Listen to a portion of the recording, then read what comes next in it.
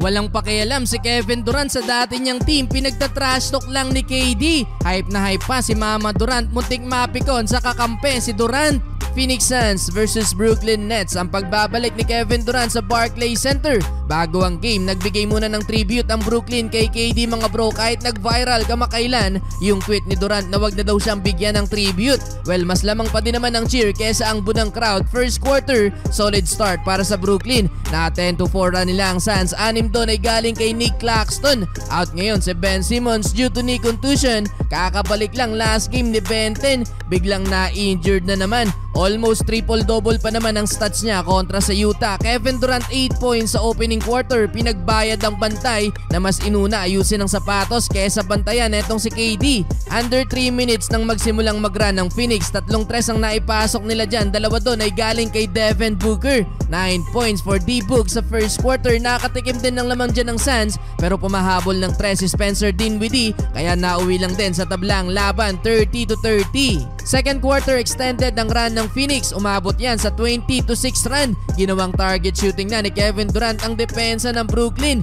Well, kaibahan ng Big 3 noon ni KD sa Nets with Kyrie at Harden. 16 games lang silang nagsamang tatlo sa loob ng 1.5 season. Pero etong Big 3 niya sa Phoenix with Booker at Beal, meron ng 17 total games ngayong season. Nakakalamang ng 7 points ang Suns dahil kay Jusuf Nurkic nangain na sa ilalim with 8 straight points. Cam Thomas na isa naman si Devin Booker at napag-commit ng foul, pasok pa ang pabandang tira. Nakatabla pa dyan ng Brooklyn, Mikal Bridges 3-pointer at isa pang end one driving layup mula kay Thomas. Though dahil pa din kay Nurkic, hawak pa din ng Suns ang lamang 64-61. 17 points na para sa big man ng Suns, 16 points for KD.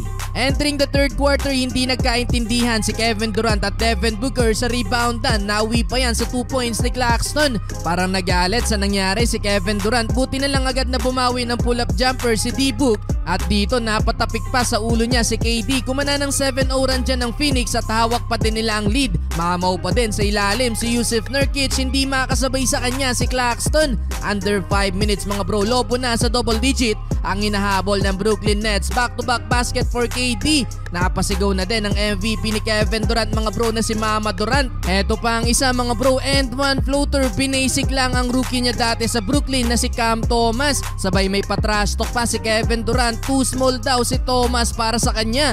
27 points na for KD sa third quarter. Lamang pa ng 19 points ang Phoenix, 106-87. Well, fourth quarter nagkaroon ng konting bawi dyan ng Brooklyn mga bro. Kaya naman ipinasok pa itong si Kevin Durant. At sa pagpasok ni KD, doon na unti-unting nawalan ng pag-asa ang Brooklyn. At sa uli, panalo pa din naman ng Phoenix Suns. 30-point game for Kevin Durant, 20-point game para kay Booker, abang 28 points para kay Jusuf Nurkic.